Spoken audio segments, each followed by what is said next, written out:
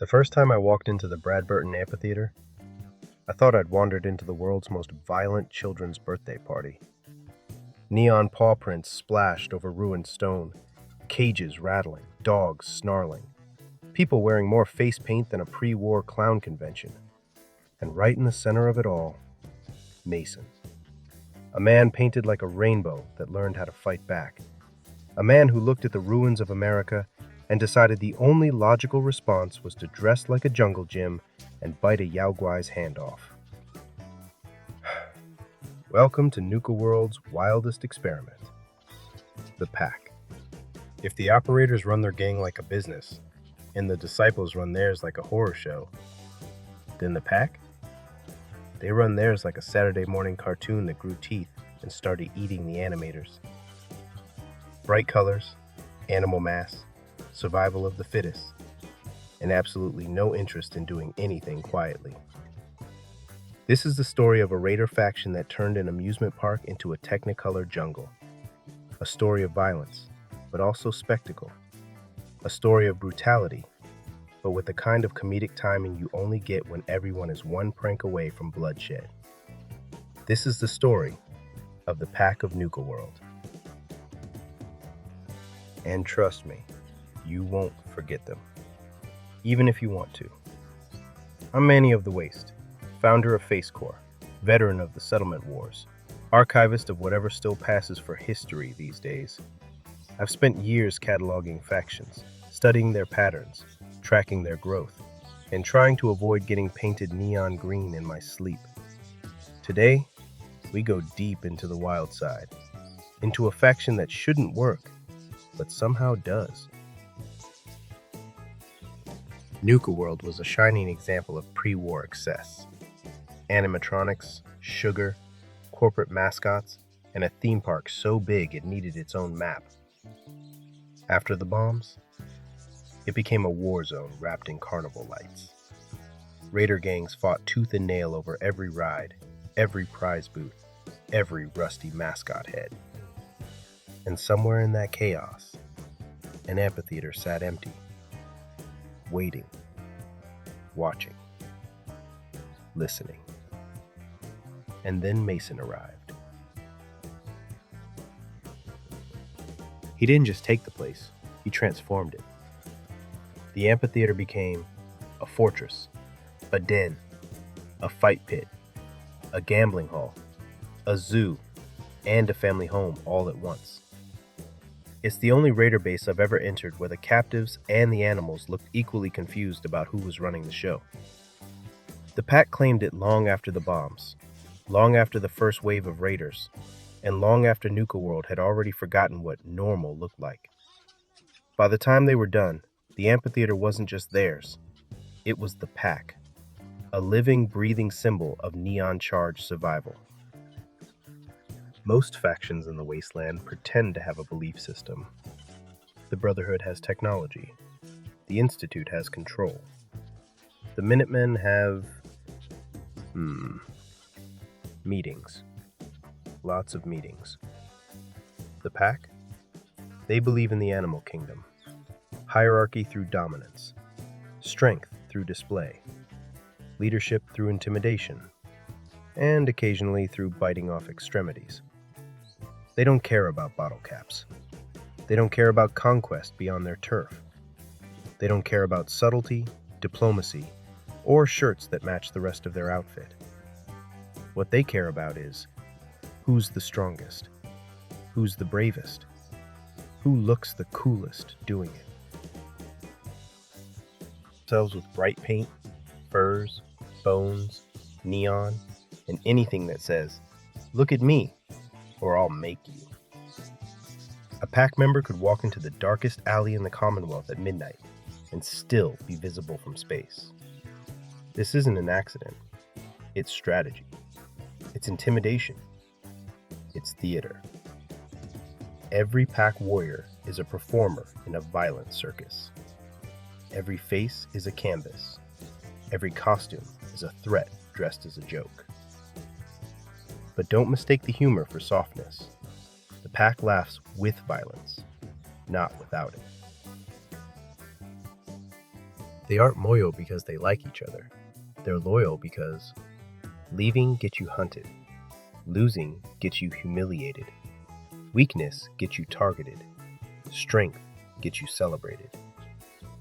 Their unity is born from pressure, from ritual, from a shared understanding that the weak get mocked and the mocked get eaten. Therefore, everyone stays sharp, everyone trains, everyone performs. Unlike the disciples, who treat murder like a hobby, the pack has a strict law: no killing fellow members. Therefore, dominance is proven through humiliation. Tar, feathers, public embarrassment, physical stunts, brutal pranks that would make a pre-war HR department faint on sight. Pack law protects members, not outsiders. And outsiders? Well, they fill the cages. They fill the pits. They entertain the crowd. Therefore, the amphitheater becomes a living arena, a place where conflict isn't a tragedy, it's a show. Dogs, gazelles, mole rats, Ghoulrillas. If it has fur, teeth, or questionable hygiene, they'll train it. But they also make those animals fight. Therefore, their love and exploitation sit uncomfortably close, like two raiders sharing a cramped cage. Let's talk about the man of the hour, the muscle with the muzzle, the neon king of the animal kingdom, Mason. You don't forget a face like that, especially when half of it is painted in colors that should legally be classified as weapons-grade pigments. Mason became Alpha the old-fashioned way, by humiliating his predecessors so badly they fled the park covered in tar and feathers. He didn't kill them. He didn't need to. Shame was the blade. Exile was the execution. And from that moment on, everyone knew the laws of the jungle applied here. He rules with intimidation, spectacle, humor, calculated brutality, genuine survival instincts. He's part warrior, part circus ringleader, part motivational speaker, whose message is mostly be stronger or be gone. And people follow him because he's the perfect embodiment of everything the pack claims to be. Despite all the theatrics, Mason can negotiate. Just not like a normal person. Most leaders sit at a table. Mason sits on a throne made of scrap metal and questionable decisions. Most leaders offer deals. Mason offers dominance. Most leaders shake hands. Mason sizes you up like a bear deciding whether or not to eat your lunch. Or you. And yet, he respects strength. He respects confidence. And if you walk into the amphitheater and speak without trembling, he listens. Maybe even smiles. Just enough to let you wonder if he's impressed or imagining how you'd look in an animal cage. Pack members don't fear Mason because he can kill them. They fear him because he might embarrass them so severely they rethink their entire life up to that point. Humiliation is their currency. Dominance is their language. Pranks are their diplomacy. One pack raider once told me, pain is temporary, shame is forever. That's the pack in a nutshell. A violent circus that weaponizes comedy as effectively as clubs and claws. The wasteland is full of terrifying things. Super mutants, death claws, cold nights, radiation storms. But nothing prepares you for walking into your camp and discovering the pack painted your Brahmin neon pink while you were asleep. Pranks aren't harmless fun. They're dominance displays, challenges, tests. If you react poorly, you're weak. If you laugh it off, you're one of them. If you prank back, you'd better be damn clever or you'll wake up hanging upside down from the amphitheater rafters with a Ghoulrilla staring at you. The Brad Burton Amphitheater. It's the only raider base I've seen that somehow looks more dangerous after someone redecorated it. Colorful banners, animal motifs, cages stacked like art installations, flashing lights, and the constant sound of animals growling mixed with raiders yelling bets. It's like someone mixed a zoo, a fight club, and a children's party during the apocalypse, and then said, "Yeah, that's the vibe." The center of the amphitheater is dominated by a fenced-in arena where captives fight animals, animals fight animals, and sometimes, just for fun, pack raiders fight, well, anything. This is entertainment, practice, punishment, and ritual all blended into one loud, chaotic spectacle. The pack doesn't waste time proving themselves in debate.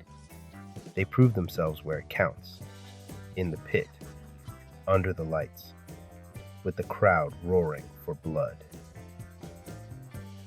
Now, the pack is fun compared to the disciples, sure, but don't forget, at their core, they're still raiders. Captives are forced in the fights, collared, displayed, humiliated, sometimes eaten. According to one rumor that starts with missing slaves and ends with, "Don't eat anything that didn't come out of a box." Dark humor or dark truth?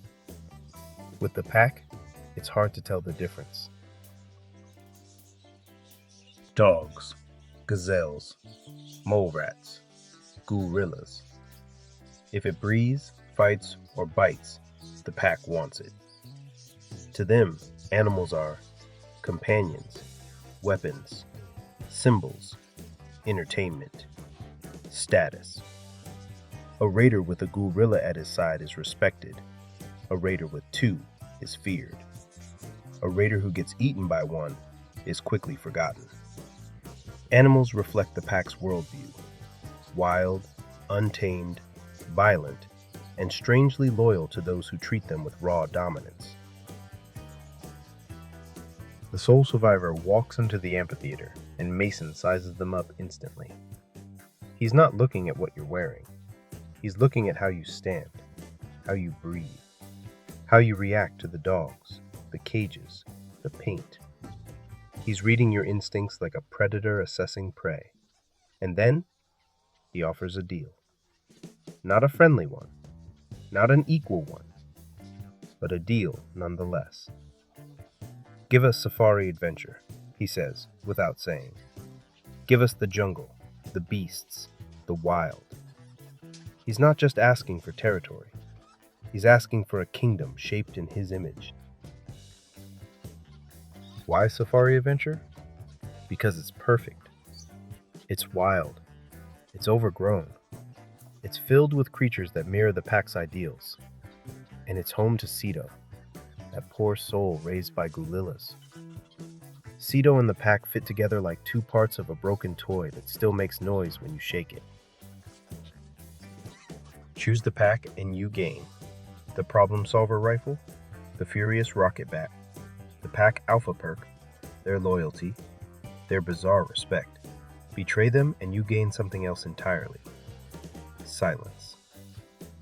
A silence where neon once shined. A silence where animal roars once echoed. The pack disappears as quickly as they came, leaving behind footprints, bones, and ruins decorated like a rave thrown by wolves. Behind every joke is fear. Behind every prank is dominance. Behind every roar is the knowledge that the wasteland gives no second chances. The pack dresses in bright colors not because they're joyful, but because they refuse to disappear quietly into the ash of America. Their laughter hides trauma. Their paint covers scars. Their theatrics mask terror. And Manny of the Waste has seen it all before. I've watched people build cultures out of desperation, out of grief, out of madness. The pack, they built theirs out of color and teeth. Walk backstage in the amphitheater. You hear it. Metal creaking, breathing in the dark, collars clicking, animals pacing. The pack likes to laugh, but their captives, they don't. Some have been there for days, some for months, some long enough to forget what the sky looks like outside neon lights and cage bars. The pack doesn't torture for pleasure. That's the disciples' thing. But they don't pretend to be gentle either. Captives are possessions, entertainment, practice targets, currency. And when you watch a spectacle in the pit, you're watching lives end under applause. People always ask, how can raiders do things like this? And the truth is, raiders aren't born, they're made.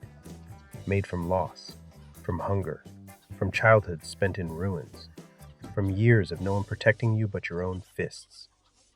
The pack wraps all of that pain in color, laughter, and animal masks. But peel away the paint, and what's underneath is the same cruel wasteland that built every raider gang from Boston to the Mojave. During the settlement wars, I watched the pack ambush a caravan. Not for the supplies, they barely kept any. No, they wanted the animals. Brahmin, dogs, a poor caravan guard's pet gecko that had no idea what was coming. They painted the Brahmin, gave the dog a ridiculous neon crown, and then let them loose like mascots in a nightmare parade. It was funny, and horrifying, and very, very pack. Every culture built on spectacle reaches a moment when the lights go out. For the pack, that moment comes when loyalty breaks. In the power play arc, the sole survivor can discover that the gangs are fracturing, mistrust brewing, ambition rising, territories contested. And the pack? Well, they're not subtle when they're upset. If Mason decides you're weak, he turns. If he thinks you favored the operators or the disciples, he turns. If he thinks you're losing control, he turns. The pack's betrayal is loud, colorful, and deeply, deeply insulting. Imagine waking up to a group of raiders in animal masks calling you the beta. Imagine the paint. Imagine the pranks. Imagine the humiliation just before they attack. This isn't a quiet coup. It's a riot. At this point, you can wipe them out, all of them. Kick open the amphitheater gates, push through the cages, silence the roars, shut down the fight pit. The neon banners fall, the animals disperse, the laughter dies. In a way, it's tragic. A whole culture, chaotic as it was, snuffed out because the wasteland doesn't reward dysfunction for long. But what if you choose to keep them alive, to empower them, to give them turf and room to grow and a chance to spread their colors beyond Nuka-World? Then the Commonwealth changes. You start seeing neon-painted raiders on the highways, animal motifs on captured outposts, pack flags flapping in the irradiated wind, Ghoulrillas used in intimidation patrols. It becomes a more colorful wasteland, and a more dangerous one. Or maybe you decide that raiders, all of them, don't deserve the park. Open season, a clean sweep, a purge. Mason falls, the pack collapses. The amphitheater becomes just another ruin. Quiet, empty. A place where you can almost hear the laughter echoing from ghosts wearing animal masks. When the pack is gone, their marks remain. Green paint on the rocks, animal bones tied to chains, scrap metal decorations rusting in the wind. It's like the memory of a rave that ended badly, very badly. And yet, you can't deny they left more personality behind than half the factions in the Commonwealth combined. To the average settler, they're monsters. To scavengers, they're they're unpredictable nightmares. To traders, they're bad news with bright fashion sense. But to the rare outsider who studied them, anthropologists, archivists, Face Corp, there's something else entirely. A culture built from madness, but also creativity. A coping mechanism painted in vivid color. A tragedy disguised as a joke. A roar echoing through the ruins. I remember sitting in the amphitheater once, late at night, everyone asleep, the animals quiet. Just me, the empty pit, and the neon lights fading as the generator sputtered. For the first time, you could almost see what this place used to be. A stage, a place for stories, a place for laughter that didn't hurt. And I thought, maybe the pack wasn't trying to destroy Nuka-World. Maybe they were trying to bring it back in the only way they knew how. Wild, chaotic, colorful, loud. They're the part of the wasteland that refuses to die quietly. There's a lesson in all this. Survival isn't just about strength. It's about identity, about expression, about carving out a place in a world determined to erase you. The pack chose color over despair, laughter over silence, chaos over oblivion. And maybe, just maybe, there's something admirable in that choice. In a wasteland full of monsters, sometimes the ones painted brightest bite the hardest. If you ever hear roaring echoing from an old amphitheater, don't assume it's just the wind. It might be the pack, still laughing, still fighting, still wild, still refusing to let the world go quiet. Archive node reconnecting. Face Corp terminal online.